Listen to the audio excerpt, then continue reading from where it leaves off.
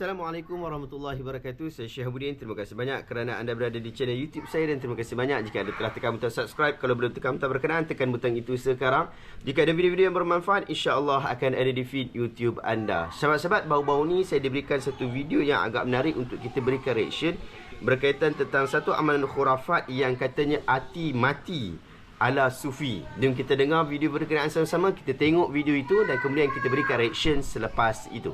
Ada beberapa ijazah lagi secara khusus, yaitu pertama membaca laqad ja'akum rasulun min anfusikum azizun 'alaihi ma 'anittum harisun 'alaikum bil mu'minina raufur rahim fa in tawallaw faqul hasbiyallahu la ilaha illa huwa 'alaihi tawakkaltu wa huwa rabbul 'arsyil 'azim.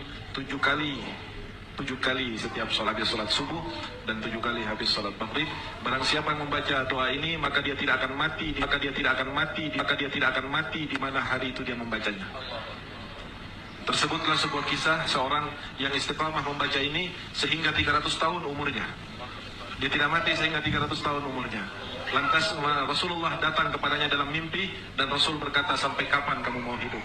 Esok harinya dia tidak membaca doa laqad ja'akum sampai Rabbul 'Arsyil 'Azim, dan pada menjelang maghrib nyawanya dicabut oleh Allah Subhanahu wa taala. Okey, kita telah menonton video berkenaan sama-sama. Sahabat-sahabat, secara ringkasnya, video ni nak pergi sebut bahawa ada satu amalan yang dilakukan, dia dapat menyebabkan kita tak mati. Maksudnya, kalau selagi mana kita baca doa berkenaan, kita tak mati. Tak kira lah apa keadaan kita pun. Dan berkemungkinan, video ini memaksudkan juga kalau kita pergi perang, pergi lawan perang dan sebagainya, dan disebabkan kita baca ayat ini, maka dalam peperangan berkenaan, kita tidak akan mati. Apatah lagi jika duduk biasa-biasa saja, maka tidak akan mati. Sampailah keadaan Rasulullah SAW pun komplain kepada orang berkenaan dalam cerita dongeng yang disebutkan oleh orang berkenaan ataupun yang diceritakan oleh ahli sufi itu. Rasulullah SAW datang untuk kata, bila masa lagi anak pergi mati ni, dah lama sangat anda hidup ni, anak tunggu sampai bila? Akhirnya kawan berkenaan pun tidak membaca doa berkenaan sehingga menyebabkan dia mati pada hari itu. Allah Ta'ala sebut di dalam Al-Quran bahawa seseorang tidak mampu untuk menangguhkan waktu kematian seseorang. Kematian diri sendiri, tak boleh kita nak tangguhkan kematian itu. Allah Ta'ala sebut dalam surah Al-Munafiqun ayat yang ke-11. Ba'da a'udzubillahi minasyaitanir rajim. Wa la yu'akhirallahu nafsan idza jaa'a ajaluha wallahu khabirum bima ta'malun. Dan sesekali tidak akan menangguhkan kematian seseorang apabila telah datang waktu kematiannya, dan Allah Maha mengenal apa yang kamu kerjakan. Surah Al-Munafiqun ayat yang ke-11. Ayat ini menjelaskan kepada kita bahawa Allah Ta'ala dah tetapkan hidup kita, mati kita bila, dan ketetapan itu tidak akan boleh berubah, melainkan Allah Ta'ala akan memastikan ia mati pada waktu berkenaan. Kita tidak akan mati sekiranya berlaku pelbagai kemalangan yang mungkin dahsyat, melainkan Allah Ta'ala yang telah menentukan bahawa kita telah mati. Tidak ada apa-apa doa, tidak ada apa-apa amalan yang dapat menangguhkan kematian kita, melainkan ia telah ditetapkan oleh Allah Azza wa Jalla. Dalam surah An-Nahl ayat 61, Allah Ta'ala sebut, ba'da a'udzubillahi minasyaitanir rajim, fa idza jaa'a ajaluhum la yasta'khiruna sa'ah wa la yastaqdimun. Apabila telah tiba waktu ajalnya, waktu yang telah ditentukan kematian kepada mereka, maka tidaklah akan mereka dapat mengundurkannya walaupun sesaat, dan tidak pula dapat mendahulukannya. Jadi daripada surah An-Nahl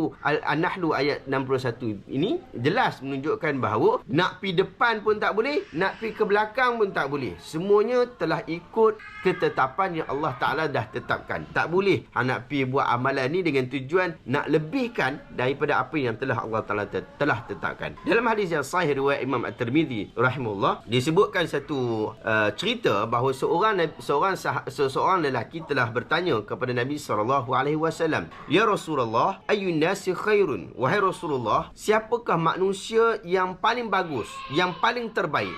Qala man tala umruhu wa hasuna amaluhu. Sesiapa yang umur dia panjang dan amalan juga bagus. Qala fa ayyun nasi syarr. Kemudian kawan lelaki ni tanya lagi, siapakah manusia yang paling buruk, yang paling teruk sekali? Nabi SAW sebut, man tala umruhu wa sa'a amaluhu. Orang yang panjang umurnya dan orang yang paling buruk amalannya.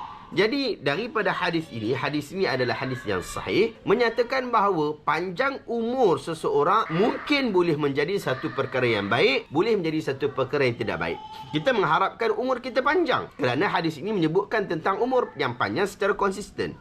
Tetapi umur yang panjang itu perlu diikat. Sehingga Ibn Utsaimin, Ibn Baz bila ditanya tentang bolehkah kita berdoa untuk umur kita panjang, Ibn Baz sebut bahawa boleh kita berdoa dengan umur yang panjang. Tetapi pastikan kita ikat perkara itu berdasarkan kepada hadis ini, iaitu kita ikat dengan amal kebaikan. Umur kita panjang untuk kita lakukan banyak lagi amal kebaikan. Untuk mak-mak, bapak-bapak yang mungkin kita rasa sakit dan sebagainya. Kita nak umur kita panjang atau pendek? Kita nak umur kita panjang. Sebab kita nak umur kita panjang, kita boleh buat kebaikan kepada lebih ramai orang, kita boleh menyayangi lebih ramai orang, kita boleh memberikan semangat kepada ramai lagi orang. Ia menunjukkan bahawa kebaikan-kebaikan yang berterusan. Demikian juga daripada hadis ini menunjukkan bahawa bukan sekadar kita nak doa untuk diri kita dapat umur yang panjang dalam keadaan melakukan kebaikan, kita doa juga orang-orang yang baik semoga umur dia jadi panjang. Daripada cerita ini juga sahabat-sahabat, kalau kita renung balik, kita tengok balik, ustaz inilah kita sebut ustaz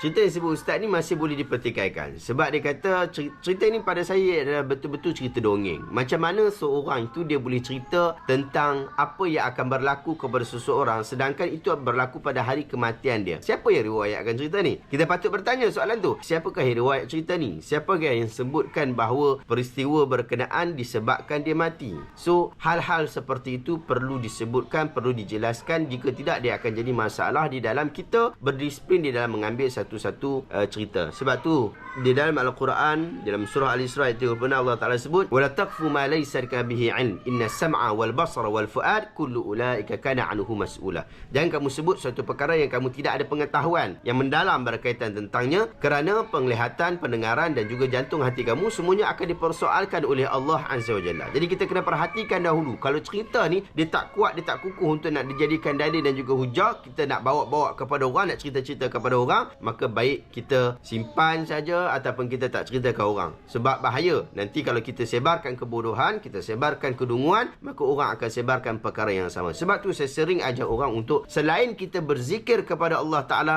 kita juga perlu berfikir.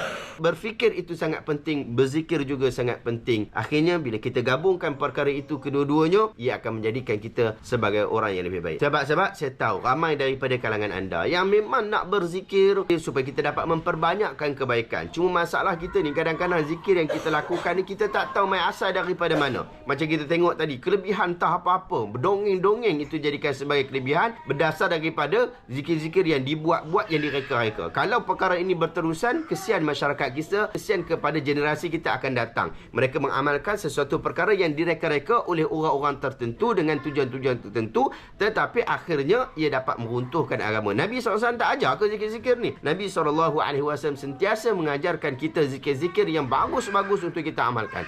Bahkan saya sendiri telah kumpulkan zikir-zikir yang sahih, zikir-zikir yang berasal daripada hadis yang hasan, untuk kita nak amalkan, untuk kita nak pastikan ia memudahkan urusan kita. Oleh sebab itu saya cadangkan anda untuk dapatkan buku zikir dan doa Rasulullah sepanjang hari. Buku ni adalah satu panduan yang mudah bagi anda, mudah untuk bawa dan mudah untuk anda faham, mudah untuk anda amalkan. Daripada pagi apa zikir yang perlu dibaca, petang apa zikir yang perlu dibaca, malam apa zikir yang perlu dibaca, lepas salat apa zikir yang perlu dibaca, bila terima kematian apa perlu dibaca. Kesemua ini berdasarkan daripada amalan-amalan yang dibawa oleh Nabi SAW, berdasarkan daripada hadis-hadis yang sahih dan juga hadis yang hasan. Anda boleh dapatkan buku ni, saya letakkan link dekat bahagian description. Dan jangan lupa juga sahabat-sahabat, saya nak ajak untuk kita upgrade ilmu. Jangan sekadar dengar cerita yang bohong-bohong macam ni ataupun cerita-cerita yang merosakkan akal seperti ini. Dapatkan buku Sahih Al-Bukhari. Buku ni adalah kata-kata Nabi yang sahih, yang benar, sungguh-sungguh daripada Nabi SAW. Ada 7,600 lebih hadis kat dalam tu.